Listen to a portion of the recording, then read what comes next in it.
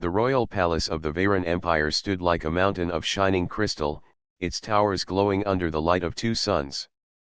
The halls were wide, lined with banners showing the history of victories won by the empire. Every step inside carried the weight of power and pride, but in those days, the air was heavy not with honor but with fear. For at the center of that palace was Princess Myra, daughter of the emperor, and her anger shook every corner of the empire. Myra was young in years but old in presence. Her eyes were sharp, glowing like fire against her pale silver skin. Her voice could rise like thunder, and even generals who had led countless battles found themselves trembling in her presence. She was known across the stars as the royal daughter whose fury none could withstand. Stories spread that she once struck down a noble with a single command when he dared to question her authority. Whether true or not, no one dared to test it again. Her father, the emperor, had ruled with wisdom and iron strength, but now he lay weak on a bed of illness. The empire that once moved as one now shook with doubt. Every noble wondered who would rule next, and every general whispered about their own chance at power. But Myra had no patience for whispers. She demanded loyalty, and she demanded it loudly. On that day, the great hall was filled with nobles, generals, and envoys from across the empire. They had been summoned by Myra to hear her words. She entered the hall dressed in royal armor, a symbol of her claim to power. Her steps echoed as she walked to the throne where her father once sat. She did not sit. Instead, she stood tall, her voice ringing out across the chamber. My father's strength may fade, but the empire will not fall. Those who stand with me will share in the future of Veyra. Those who doubt me have no place here. Her words carried weight, but her eyes carried more. Each noble lowered his head, each general bent his knee, yet their movements were not out of loyalty. They were out of fear. Myra could feel it. The silence after her speech was empty. No cheers, no pride, only trembling bodies waiting for her next command. Her anger rose. Is this the strength of the empire? To bow without courage, to obey without faith? You bend like reeds in the wind. Do you think I do not see it? A noble at the front stammered, trying to speak, but when her gaze fell on him, his voice died. Another tried to explain his loyalty, but his knees shook, and he could not meet her eyes. One by one, they failed her. She felt her blood burn hotter with every moment. These were the leaders who were supposed to defend the empire, yet not one could stand with pride before her. Then she saw movement at the edge of the hall. While all others bowed or trembled, one figure stood still. He was not Veyran. His features were different, darker skin, broader frame, shorter in height than her people. His clothes were plain, not like the robes of nobles or the shining armor of generals. He stood with his back straight, his arms at his sides, his eyes calm. He did not kneel. He did not speak. He simply stood. Myra's voice cut through the hall. You human. Why do you not kneel? Every head turned toward him. Whispers filled the air. He was Aaron, a soldier taken from the human worlds after the war. His people had fought fiercely against the empire, and many had died. Myra remembered that the humans had been broken in battle, their cities burned, their fleets shattered. Yet here stood one of them, refusing to bow. Aaron looked at her without fear. His voice was steady, though quiet. I kneel for no one. I lost my family in your war. I have nothing left to fear. The hall froze. No one had ever spoken to Myra in such a way. Nobles stared in horror, expecting her to order his death at once. Generals shifted uneasily, ready to strike if commanded. But Myra did not give the order. For the first time, she felt something strange. His words did not wound her pride, but they pierced something deeper. His defiance was not born of arrogance, nor of ambition. It was born of loss. She stepped closer, her eyes locked on him. Do you think your pain gives you the right to stand against me? Aaron's reply came like a blade of calm steel. I do not stand against you. I simply do not fear you. Anger cannot touch what is already broken. Myra's fists tightened at her sides. She could crush him with a single command, yet something within her stopped her. For all her power, for all her fury, she had never met one who could meet her gaze without trembling. Every alien in the hall had fled her strength in their hearts, but this human, alone and broken, did not. The silence grew heavier than any shout. Then Myra turned from him, her voice cold yet steady. Leave me. All of you. The nobles and generals bowed and hurried away, relief flooding their faces. They had escaped her wrath for another day. Soon the hall was empty, save for Myra and the human soldier. She looked at him once more, and for the first time, her anger was mixed with curiosity. Why did this human not flee? Why did his sorrow feel heavier than her rage? The great hall of the Veyron palace was silent after the nobles and generals fled. Myra stood at the center, her armor glinting under the light that fell from the tall crystal windows. Around her, the air still carried the weight of her fury, yet the only one who remained unmoved was the human soldier named Aaron. He stood straight, his eyes steady, his face calm though his heart carried heavy scars. He did not lower his head when she looked at him again. He did not tremble like the others. Myra stepped down from the throne platform and walked closer to him. Her voice was low but sharp. What is your name? The human answered without hesitation. Aaron. Aaron, she repeated, tasting the word as if it were strange on her tongue. You are a prisoner of war. Why do you speak to me as if you are free? Aaron kept his eyes on hers. Because I have nothing left to lose. My home is gone. My family is gone. You cannot take anything more from me. Myra narrowed her eyes. Many had begged her for mercy before, but none had spoken like this. She had seen fear in countless forms, fear hidden by false praise, fear drowned in lies of loyalty, fear shown in trembling hands. Yet here was a man who spoke with no fear at all. Do you hate me? She asked. I do not waste my strength on hate, Aaron said. Hate is for those who still hope. I live only because I still breathe. The words were simple, but they struck her like a blade. For a moment, her pride wavered, though she did not show it. She turned from him and paced the hall. You are bold, Myra said. But boldness without power is useless. Tell me, human, what did you fight for when your people stood against us? Aaron's voice carried the weight of memory. We fought for our world. We fought for our families. We knew we could not match your empire, but we fought because surrender would have meant losing who we were. My people chose to fall with honor instead of living without it. Myra stopped walking. His words reminded her of the stories her father told her when she was young. The Veyron Empire had risen on the same spirit, unyielding against greater enemies, refusing to bow. Yet now, in her hall, her nobles and generals had bowed to her without pride. And this human, who had lost everything, stood taller than them all. She faced him again.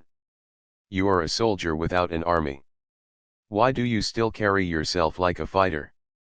Aaron met her gaze. Because being a soldier is not about the army. It is about standing firm when all others fall. My people may be gone, but my spirit is mine to keep. The silence after his words felt heavier than before. Myra's anger did not rise this time. Instead, a thought began to take root in her mind. She saw in him a mirror of what her people had once been, and it unsettled her. Her voice softened, though only slightly. Do you know why I keep you alive, Aaron? Most of your kind were sent to the mines or executed. Yet you stand here in my hall. I do not know, Aaron said. I kept you because I wished to see the spirit of your people, she told him. I wished to see if the stories of human defiance were true. Now I see they are. Aaron did not answer, but his eyes showed he understood. Before either could speak again, the sound of footsteps echoed through the hall. A guard entered, bowing low. "Princess, the Council of Nobles requests your presence. They ask to speak on matters of succession while the Emperor remains ill." Myra's expression hardened. She knew what the nobles wanted. They doubted her rule, feared her temper, and whispered of replacing her with a weaker voice they could control. Her anger flared again, but she kept it inside. "Tell them I will come," she said. The guard bowed and left. Myra looked back at Aaron. "The council moves against me. They wear smiles in the light and sharpen knives in the dark. They bow now, but soon they will betray. Do you see, human, how empty their loyalty is?" Aaron nodded. "I see. Fear bends them, but fear cannot hold them forever. When fear fades, betrayal rises." His words rang true, and Myra felt the sting of truth in them. For the first time, she considered that perhaps she needed a voice that was not bound by fear. "You will remain in the palace," she told him. "I will decide what to do with you after I face the council." Aaron inclined his head, not as a bow but as simple agreement. "As you command." When Myra left the hall, Aaron was taken by guards to a smaller chamber near the outer walls of the palace. They treated him with caution, for though he was unarmed, they felt uneasy about his presence. He remained calm, sitting by the narrow window that looked out over the city of crystal towers. As night fell, Aaron thought of his past. He remembered the smoke rising from his home, the faces of his family fading into the fire, the endless battle that swallowed his people. His heart was heavy, yet he did not close his eyes in despair. Instead, he sat in silence, the same silence that had carried him through every loss. Far above, Myra stood on the balcony of her private chamber, looking at the stars. Her fury had always been her strength, but tonight it felt like a storm without purpose. The words of the human soldier echoed in her mind. A soldier is not about the army. It is about standing firm when all others fall. She clenched her hands, remembering the sight of nobles shaking before her. None had stood firm. None had shown courage. Only the human had. In that moment, Myra realized that her empire was strong in weapons but weak in spirit. And that weakness might soon destroy all that her father had built. The night passed slowly, but both the royal daughter and the human soldier carried the same thought into the new dawn. The future of the empire was not certain, and both their paths had begun to cross. The council chamber was filled with low voices and shifting eyes. The nobles of the Veyran Empire sat in a wide circle, their robes shining with wealth, but their faces pale with fear. At the center, Princess Myra stood tall, her hands resting on the edge of the council table. She had called them together to hear their words, but she already knew what they would say. One noble, old and thin, rose first. His voice shook as he spoke. "Princess, the emperor remains ill, and the empire grows restless. We ask that you step aside for a council rule until his recovery." Myra's eyes narrowed. "Step aside?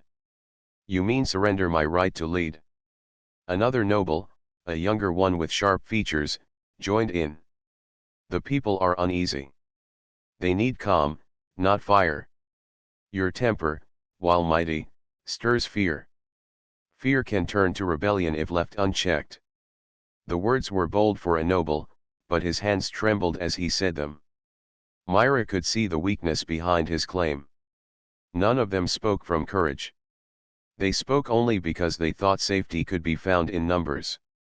Her voice cut through the chamber. "You dress your fear in fine words. But I see it. You are afraid of me, and you think hiding behind a council will protect you. Tell me, who among you would dare hold the throne if I step aside?" Silence followed. Faces turned, but none answered. Myra's anger rose, but she did not let it burst. Instead, she leaned forward, her voice heavy with warning. You will not break what my father built. The empire is not a toy for cowards. Remember this, as long as I stand, the throne stands with me.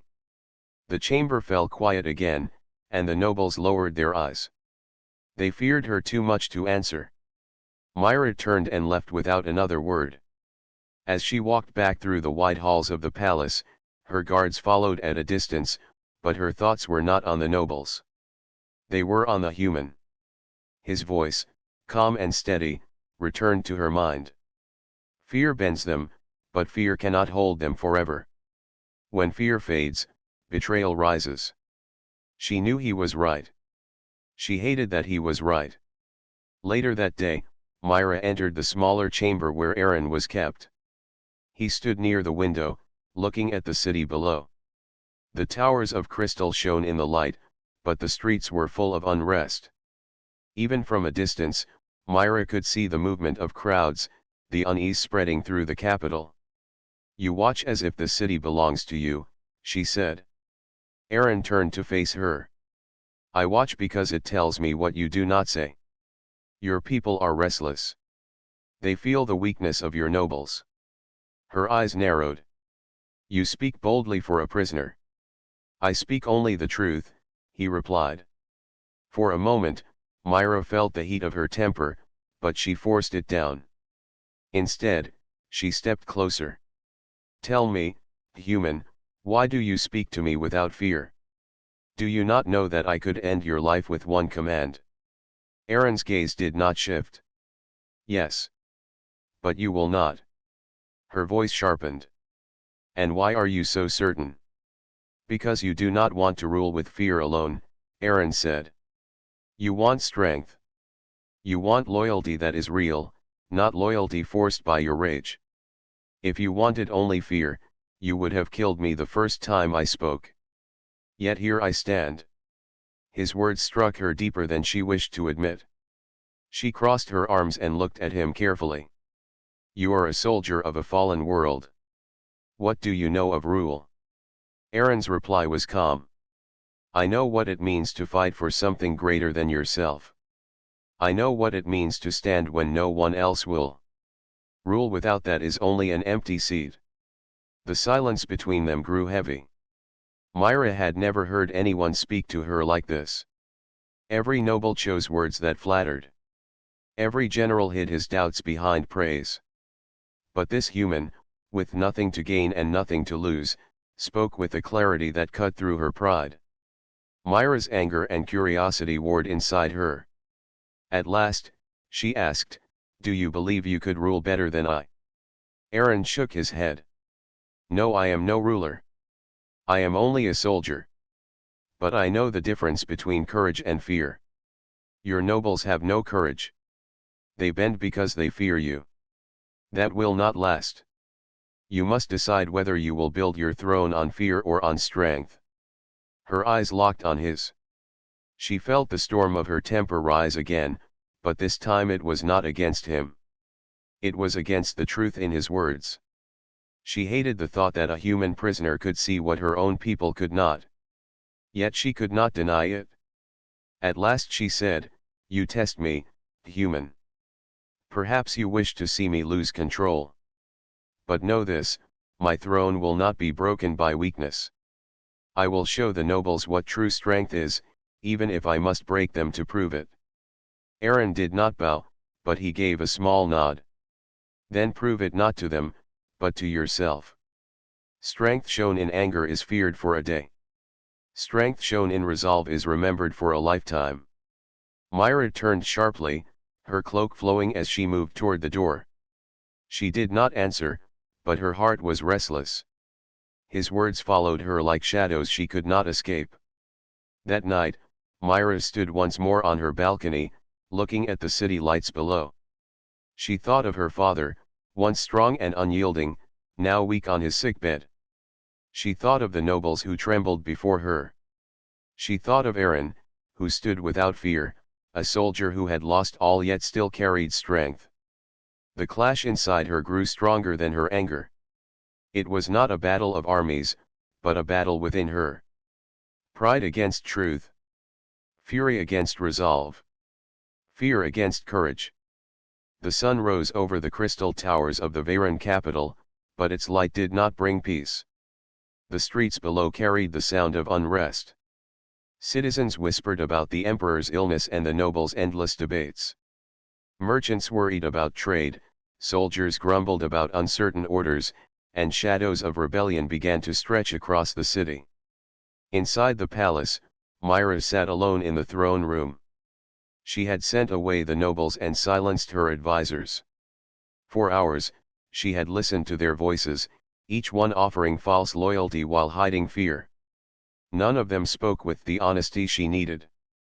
Their words were like water, flowing away when touched. Her thoughts returned again and again to the human soldier. Aaron spoke with no fear, no need to please. His words had struck her harder than any weapon. They left wounds, but they also forced her to see truths she had ignored. He was her prisoner, yet he was also the only one who did not bend before her temper. As the morning light filled the hall, a guard entered and bowed. "Princess, there is news. A group of nobles has gathered in secret. They meet without permission, and whispers say they plan to choose another to rule in your place." Myra's anger rose at once, but she did not let it burst into fire. She stood, her armor shining in the light, and her voice carried sharp command. "Send my watchers to follow them. Bring me every word they speak. If they dare raise a hand against the throne, I will crush them." The guard bowed again and left. When the hall was empty once more, Myra's eyes turned toward the doors that led to the human's chamber.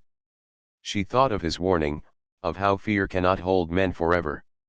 If the nobles were already plotting, then betrayal was closer than she had believed. At last she moved, her steps quick and strong, until she reached the smaller chamber where Aaron was kept. He was standing near the window again, looking at the city below as if he could see its unrest even from here. "You were right," Myra said, her voice sharp. "The nobles betray me already. They gather in secret to plan against me." Aaron turned slowly. His face showed no surprise. "I told you fear cannot last. It bends men for a time, but once they think they are safe, they rise against it." Her eyes flashed. "And what would you have me do, human? Slay them all? Rule an empire of corpses?" Aaron shook his head. "If you kill them, more will rise. If you silence them, whispers will grow louder. You must show them something they cannot turn against. You must give them reason to follow beyond fear." His words stirred her temper, yet she could not dismiss them. She stepped closer, her gaze fixed on him. "You speak as though you are my advisor. Do you forget you are my prisoner?" "I do not forget," Aaron replied calmly. "But truth does not change because of chains. You know your people lack courage. If you want to save your empire, you must fight not only rebels but the weakness within your own walls."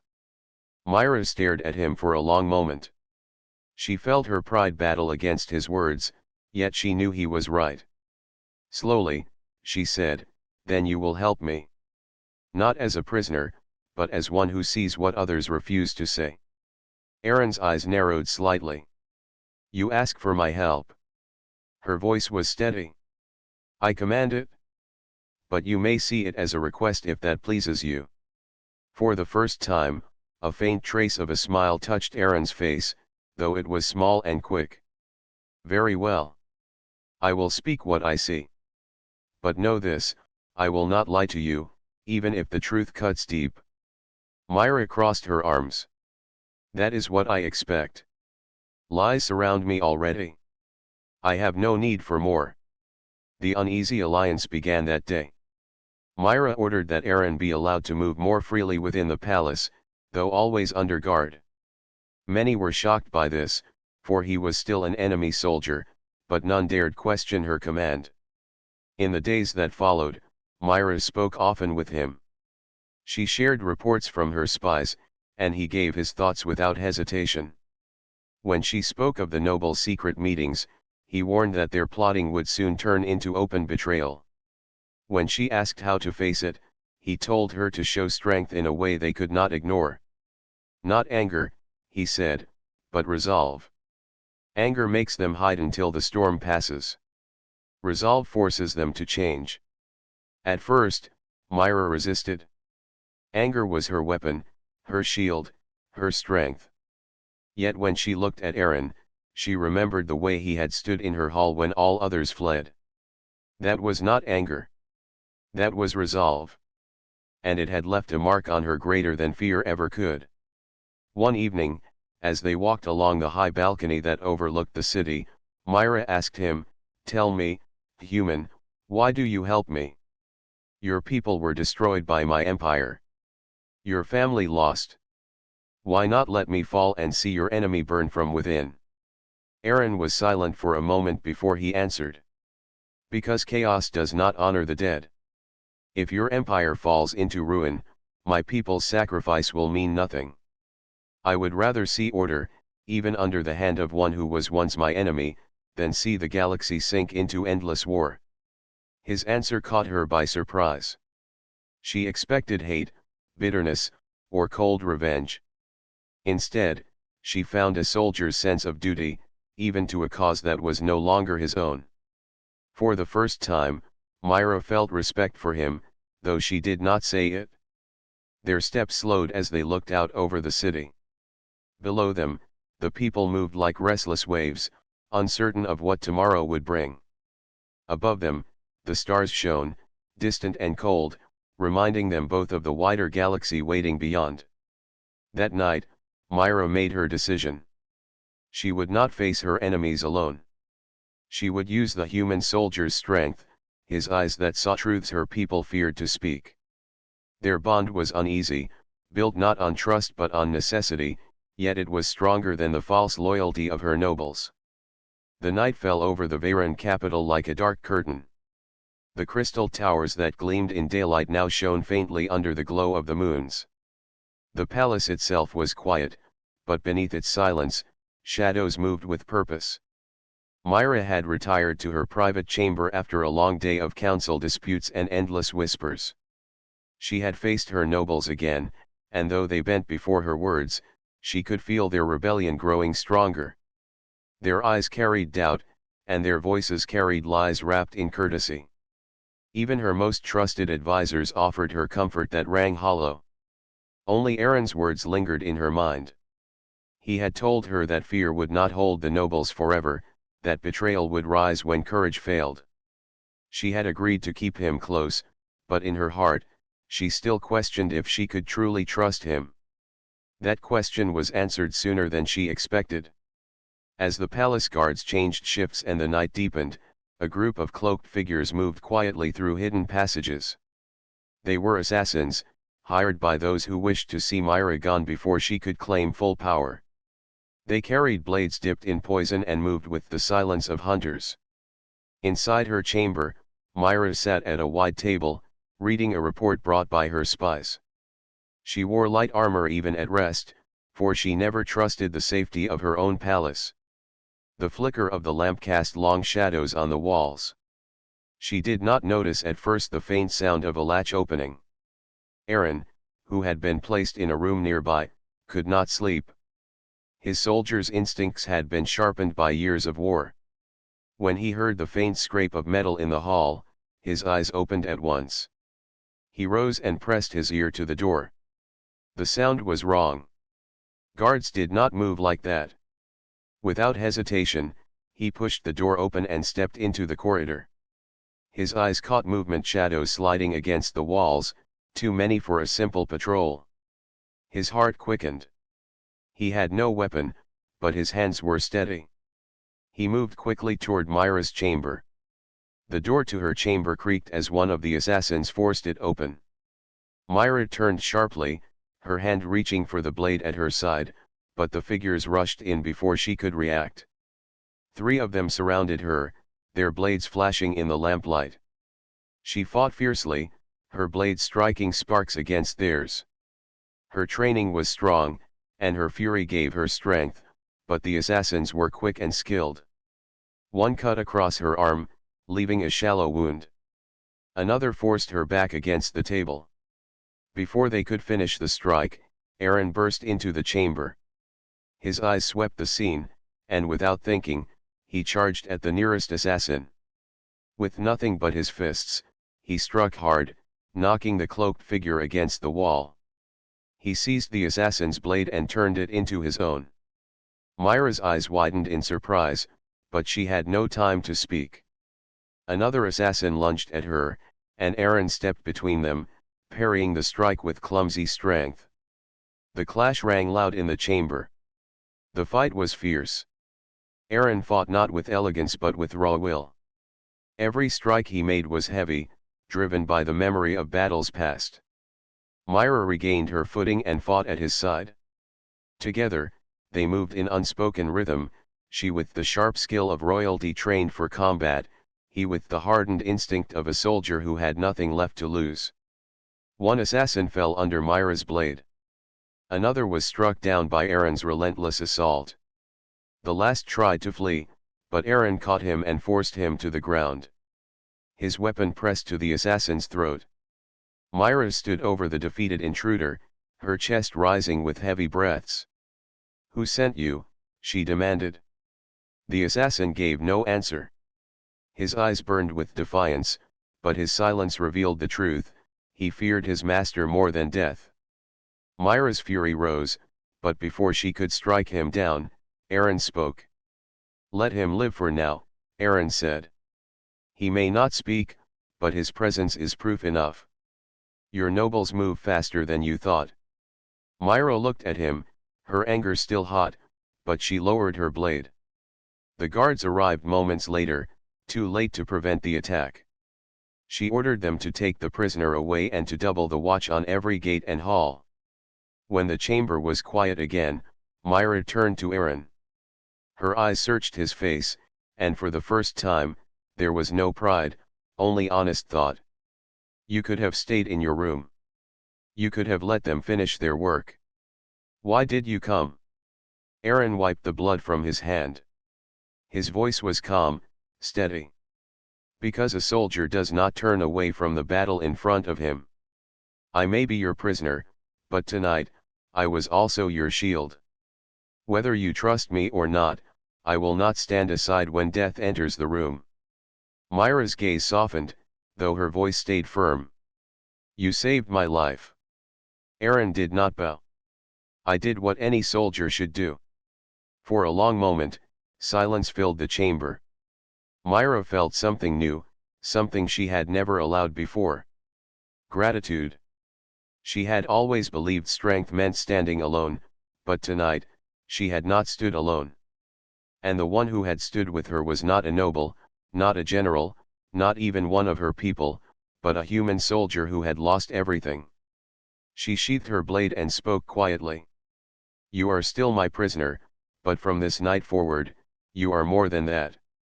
You will stand beside me until this rebellion is crushed. I will not forget what you have done." Aaron gave a simple nod. "Then I will stand." The bond between them, once nothing but tension and pride, had begun to change. It was still uneasy, still fragile, but it was no longer built only on necessity. It was built on trust earned in the fire of danger. As the night faded into dawn, Myra stood by the window, watching the first light touch the towers. Aaron stood a short distance away, silent but present. The empire was breaking from within, but she no longer faced it entirely alone. The dawn after the attack was heavy with silence. The palace guards marched in tighter ranks, their eyes sharp, their weapons ready. The air itself felt different, like the calm before a storm. Everyone inside the capital knew that something had changed. The attempted assassination of Myra had not remained a secret. Whispers spread like fire across the city streets. Merchants spoke in hushed tones, soldiers exchanged uneasy glances, and nobles locked themselves behind doors. Some claimed Myra was cursed, others claimed she was blessed, but all agreed on one thing: the empire was falling into chaos. Myra stood in the grand hall of the palace. Her arm was still bandaged from the cut she received during the fight, but her posture was strong. She called the nobles once more to face her. They arrived in silence, their faces carefully masked. Some bowed too deeply, others avoided her gaze. Each one carried guilt or fear, though they hid it beneath layers of courtesy. Myra saw through them. She remembered the assassin's eyes and the way he had chosen death over betrayal of his master. She knew at least one of these nobles had sent him. Aaron stood near her, no longer hidden in the background. His presence was quiet but powerful. He wore plain armor given by the guards, yet he carried himself with the confidence of a soldier who had stood through fire. The nobles noticed him and whispered to one another, their voices like snakes in the shadows. Myra raised her hand for silence. Her voice cut across the chamber, sharp as steel. You tried to kill me. You sent blades into my chamber. You thought I would fall while you hid behind masks of loyalty. But I live, and I see you. The nobles stiffened, but none confessed. One stepped forward, a tall man with grey hair and a robe of silver. His name was Lord Abel, and he was known for his clever tongue. Your Highness, he said with a bow. We are loyal to you. If assassins entered your chamber, then it must have been the work of traitors from outside the council. We would never lift our hands against you. Myra's eyes burned. Lies. I can smell your fear. You bend before me now, but in the dark you whisper rebellion. Know this, from this day forward, any who plot against me will face not only my sword but the fire of my wrath. Her voice echoed in the hall, and for a moment none dared speak. But though her words struck them, she knew fear alone could not hold them forever. Later, in the quiet of her chamber, Myra stood by the window, her fists clenched. Aaron entered, his step steady. He had watched her in the hall, and though her strength impressed him, he saw the danger growing like a storm cloud. They will not stop, Aaron said. You showed them you are strong, but strength will not make them loyal. They will only grow bolder. Myra turned sharply. What do you suggest? That I bow to them? That I let them tear apart my throne? Aaron shook his head. No. But you cannot fight them with fear alone. You need the people. The soldiers, the workers, the common folk. If they stand with you, the nobles cannot break you. Myra paused. His words struck her. She had always believed the empire was built on royal blood and noble power. But Aaron spoke from the heart of a soldier, from the view of one who had fought among ordinary lives. The people already fear me, Myra said quietly. Why would they stand for me? Because fear is not enough, Aaron answered. You must give them hope. Show them you fight not just for yourself, but for them. Show them you are the strength that will protect their homes, not the shadow that will burn them. Myra studied him, and for the first time she did not dismiss his words. She remembered how he had fought beside her, not for power, not for glory, but because it was the right thing to do. That night, Myra made a choice. She ordered a gathering in the main square of the capital. When the sun rose the next day, thousands of citizens filled the square. The nobles stood at the edges, their eyes cold, but the people came with curiosity, fear, and quiet hope. Soldiers lined the streets, ready for unrest. Myra stepped onto the high balcony that overlooked the square. She wore black and silver armor, her hair tied back, her eyes sharp. Aaron stood behind her, silent but strong, like a wall of iron. Her voice rang out across the square. People of Vera. Last night assassins came for me. They came with blades in the dark, sent by those who wish to see our empire broken. They believe I am weak. They believe I can be cut down like any other. But I still stand before you. I will not fall. And I will not allow this empire to fall. The crowd stirred. Her words were strong, but what followed mattered most. I know you suffer. I know you have lost families in war, as I have. I know hunger touches your tables and fear shadows your nights. I will not deny it. But I swear this to you, as long as I live, I will fight to protect you. I will not hide behind walls while others bleed. I will stand with you. If enemies rise from outside or within, they will face my sword first. Her hand rose, her blade shining in the sun. The crowd's silence broke into voices. Some shouted her name, others raised fists in support. Hope sparked where only fear had lived. Aaron watched carefully. He saw the people respond, their eyes no longer filled only with doubt. Myra had given them a promise, one they would remember. He also saw the nobles, their faces dark with rage. They had hoped to see her weaken, but instead she grew stronger. When the speech ended, Myra returned inside. Her breath was steady, her spirit fierce. She looked at Aaron and spoke softly. You were right. The people are my shield as much as any sword. Aaron nodded. Now you must be theirs. That night, the city was restless. Fires lit the streets as rebels tested the guards. But the soldiers, inspired by Myra's vow, fought harder than before. The rebellion had begun in full, but so had Myra's stand as a leader. In the palace, Myra prepared for the storm. Aaron stood with her, no longer a prisoner in her eyes but an ally forged in battle. The fire of rebellion had been lit, but in that fire, something greater was born, trust between a royal daughter and a human soldier who had lost everything, yet still chose to fight. The city of Vera burned with tension. Fires lit the streets as rebels tried to break through the city gates. The nobles who had plotted against Myra revealed themselves, raising armies of their own. The capital trembled as the threat of war filled the air, yet inside the palace, Myra stood unwavering. Aaron stood beside her, silent and steady, his presence a calm in the storm. Together, they had planned for this moment. Guards had been repositioned, traps had been set, and loyal soldiers had been briefed to hold the line no matter the cost.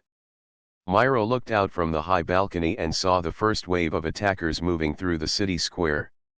They are coming, she said, her voice strong. Aaron, are the defenses ready? He nodded. Yes. The gates are secured. The soldiers know their positions.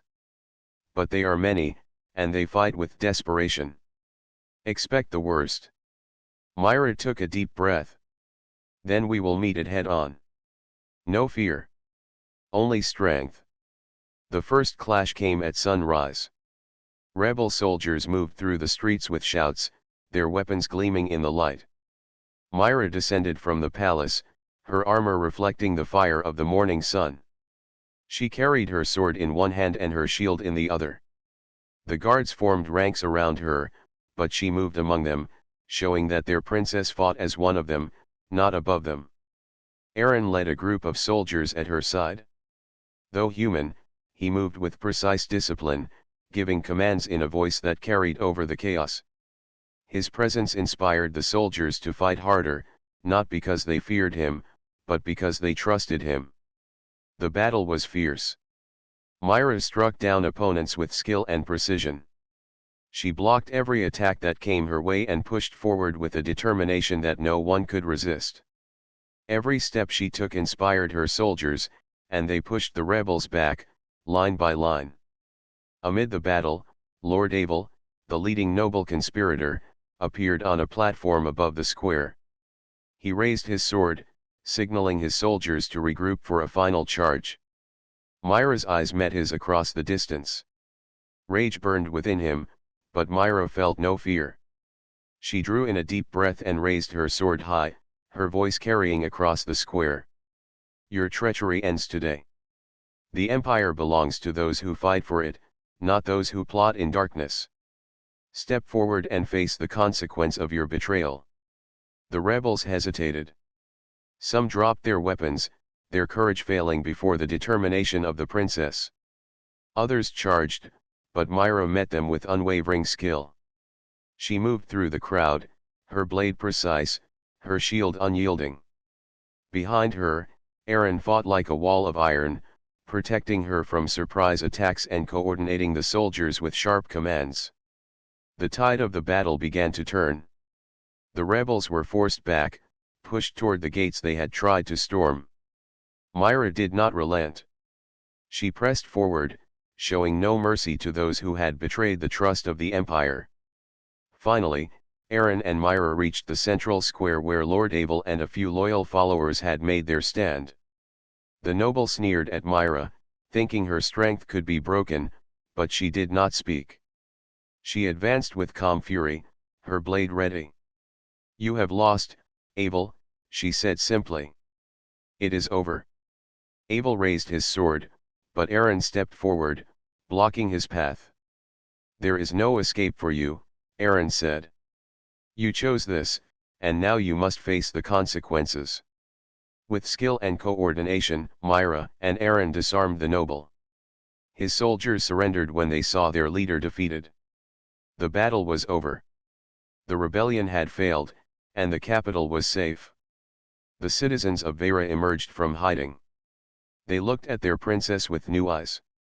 She had fought not from a throne, but with them, for them. Their fear had turned to respect and loyalty. Myra's strength had inspired them, and her courage had proven that the empire could endure even when its leaders were treacherous. After the battle, Myra returned to the palace. Aaron walked beside her, silent but steady. The princess looked at him, her eyes softer than before. "You stood when all others fled," she said. "I owe you more than I can ever repay." Aaron shook his head. "You do not owe me, princess. I fought because it was right. You fought because it was necessary. That is all a soldier asks for." Myra studied him, and for the first time, she spoke words she had never said aloud. "You have my trust. And not only that. From now on, I will not face the Empire alone. You will be at my side." Aaron inclined his head, accepting her words without pride. He had fought, not for glory, but because it was right. Now, he stood beside a ruler who had earned the loyalty of both her people and her soldiers. In the days that followed, Myra began to rebuild the empire. She removed those nobles who had betrayed her and replaced them with leaders who had shown courage and honor. Soldiers who had fought bravely were promoted, and citizens who had supported the defense were honored. The empire became stronger, not because of fear, but because of respect, loyalty, and courage. Aaron remained at her side throughout. Though he was human and she was royal, their bond became one of trust and shared purpose. Together, they led the empire into a new era, where strength was measured not by fear, but by action, loyalty, and courage. When Myra looked across the palace balcony at the city she had defended, she saw not only towers of crystal but also the faces of her people. Children laughed in the streets, merchants sold their goods without fear, and soldiers walked proudly knowing they had stood for something greater than themselves. She turned to Aaron. "The empire is safe. The people know we will fight for them. And they will remember this day." Aaron nodded. "Yes, princess. And they will remember the human who stood when all others fled." Myra smiled faintly. "And they will remember the royal daughter who learned strength from courage, not fear." The sun rose high over the city, casting light on towers, streets, and walls that had been tested by fire. The empire had survived. The rebellion had failed. And a human soldier and a royal daughter had proven that courage, loyalty, and trust could shape the future stronger than any weapon. The dawn of a new rule had come. The empire was no longer ruled by fear. It was ruled by strength, honor, and unity. And together, Myra and Aaron stood as its living proof.